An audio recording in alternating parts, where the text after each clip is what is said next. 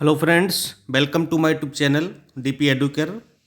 मैं डीपी सिंह दोस्तों आप लोगों को करंट अफेयर्स की कक्षाएं दे रहा हूं और ये करंट अफेयर्स लगातार जारी है।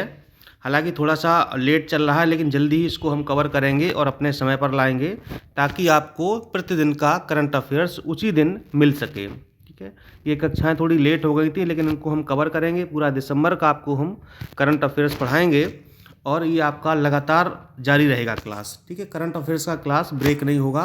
इसका आप लोग नोट्स बनाते रहिए प्रॉपर तरीके से जैसा मैं बना रहा हूँ। ठीक है, और आज हम लोग पढ़ेंगे 6 दिसंबर का करंट अफेयर्स। 5 दिसंबर तक का हो चुका है और जो विधानसभा की परीक्षा है उसके लिए जल्दी ही टेस्ट सीरीज प्रारंभ होने वाली है। आप लोग तैयार रहिए और आशा करता हूँ कि आप लोगों ने फॉर्म डाल दिया होगा इसका विधानसभा का, और शायद इसकी परीक्षा भी जनवरी लास्ट तक या फरवरी में हो सकती है। कभी भी डेट आ सकती है, तो आप लोग तैयार रहें अभी से। ठीक है, चलिए शुरुआत करते हैं। तो पहली न्यूज है आज की, गीतांजलि राव।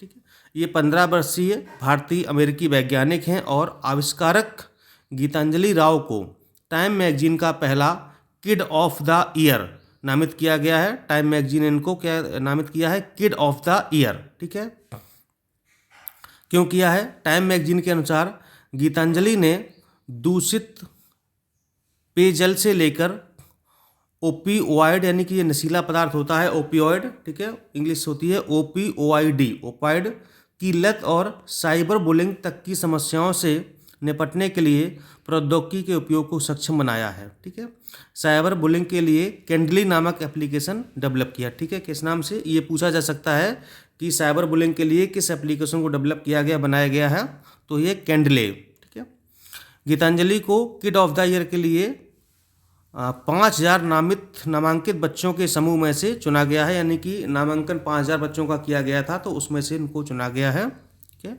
काफ़ी बड़ी कंपटीशन थी। 2017 में गीतांजलि ने पानी में लेड का पता लगाने के लिए कार्बन नैनो ट्यूब सेंसर का उपयोग किया था। ठीक है, कौन सा? कार्बन नैनो सेंसर, याद रखिएगा, कार्बन नैनो ट्यूब सेंसर का इन्होंने उपयोग पता था। जो पानी में लेड की मात्रा ज़्यादा हो जाती है तो वो एक खतरनाक ना हो उसको पता करने के लिए, ठीक है, कि एक ऑप्टिमम मात्रा कितनी होनी चाहिए, तो इसका इन्होंने एक सेंसर बनाया था।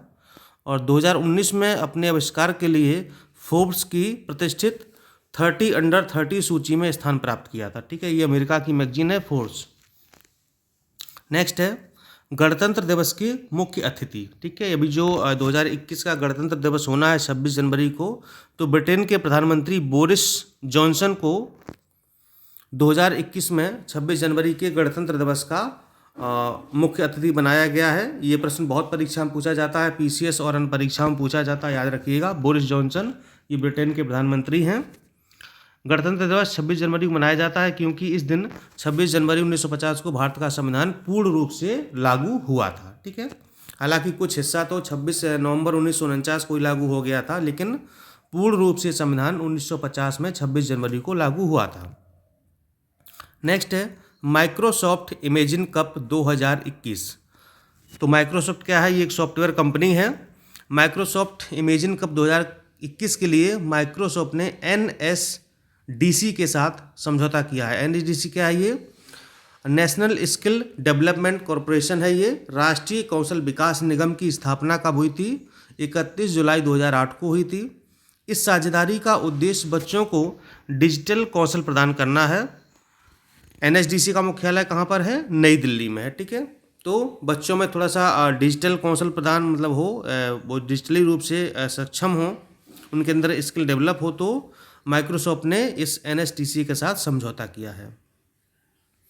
लंच बॉक्स योजना क्या है? ये गर्भवती महिलाओं के लिए लंच बॉक्स योजना तेलंगाना सरकार ने प्रारंभ की है। ठीक है, ये बहुत इंपॉर्टेंट योजना है, पूछी जा सकती है कि किस सरकार ने?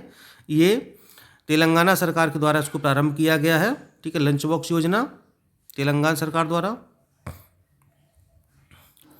योजना के तहत तेलंगाना सरकार गर्भवती महिलाओं को सरकारी अस्पतालों में मुफ्त पौष्टिक भोजन दिया जाएगा। ठीक है, जो भी सरकारी अस्पताल हैं तो वहाँ जो गर्भवती महिलाएं पहुँचेंगी उनको खाना दिया जाएगा मुफ्त में, जो कि काफ़ी पौष्टिक होगा। योजना से उन गाँव की महिलाओं को बहुत फ़ायदा होगा जो आर्थिक तौर पर गरीब हैं और पौष्टिक भोजन का खर्च नहीं उठा सकती हैं। ठीक है, तो ये तेलंगाना सरकार ने के द्वारा एक अच्छी पहल है। अब ये कितनी सफल होती है ये तो बात की बात ही है।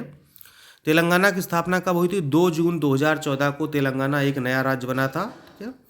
तेलंगाना में 2 प्रमुख झीलें हैं, हुसैन सागर झील और नागार्जुन सागर झील। ठीक है, तो साथ साथ आपको कुछ जीएस भी कंप्लीट हो रहा है। नेक्स्ट है चांद पर झंडा।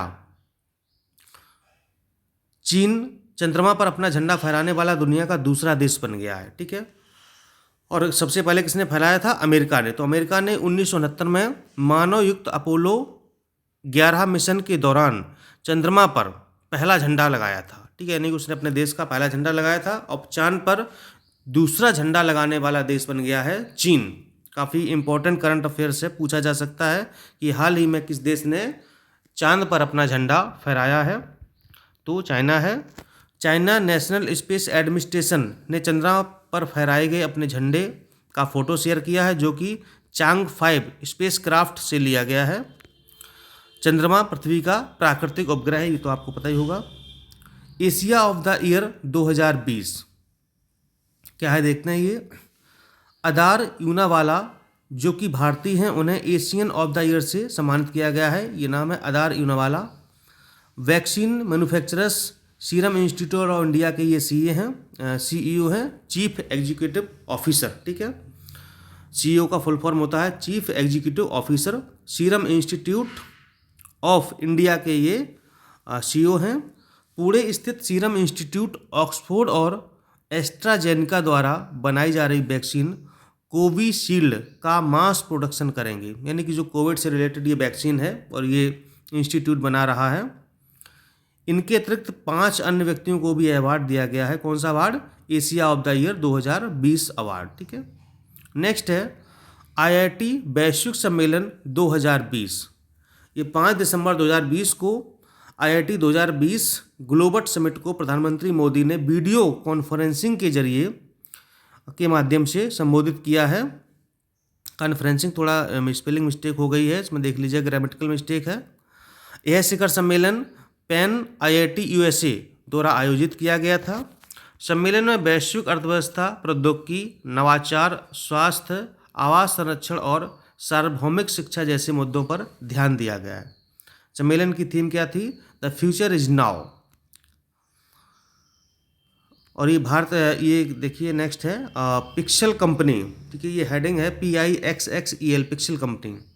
ये भारत की पहली प्राइवेट सैटेलाइट कंपनी है पिक्सल, जिसने अपना पहला सैटेलाइट लॉन्च करने के लिए NSIL के साथ समझौता किया है। NSIL क्या है? New space India limited.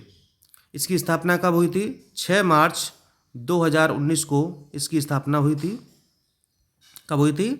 6 मार्च 2019 को NSIL की स्थापना हुई थी। और इसका मुख्यालय कहाँ पर है? इसका मुख्यालय है बंगलुरु, यानी कि कर्नाटक में। ठीक है, कर्नाटक में इसका NSIL का मुख्यालय है और ये बंगलुरु की प्राइवेट सैटेलाइट कंपनी है।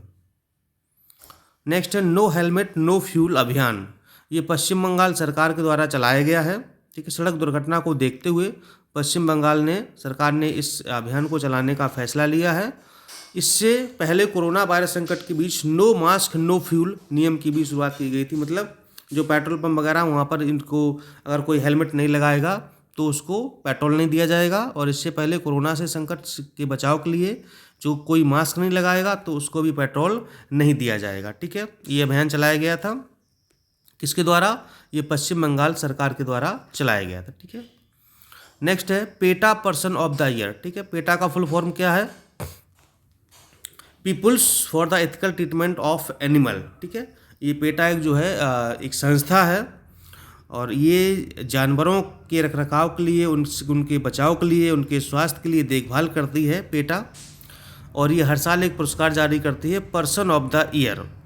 तो इस बार किसे दिया गया है? भारतीय अभिनेता जॉन अब्राहम को पर्सन ऑफ द ईयर 2020 चुना गया है। पेटा ने पशु प्रेमी और किसी भी तरह के एनिमल एब्यूज की खिलाफत करने वाले जॉन अब्राहम को इस पुरस्कार से नवाजा है। पेटा की स्थापना 1980 में हुई थी। इसका मुख्यालय अमेरिका में है। 2019 में विराट कोहली को इसके लिए चुना गया था। 19 का दिया गया है विराट कोहली को, 20 का जॉन अब्राहम को। बहुत इंपॉर्टेंट है, परीक्षा में अक्सर पूछ लिया जाता है। ठीक है, तो इस तरह से आपको करंट अफेयर्स तैयार करना है। जब आप डेली का करंट अफेयर्स इस प्रकार पढ़ेंगे तभी आपके करंट के क्वेश्चन कभी गलत नहीं होंगे, ठीक है। और आप लोग इसको प्रॉपर तरीके से नोट्स बनाइए। बार बार यही कहूँगा, अगर आपको सिलेक्शन लेना है तो फिर इसको आपको पढ़ना पड़ेगा और कायदे से पढ़ना पड़ेगा, ठीक है। चलिए मिलता हूँ अगले वीडियो में। नमस्कार।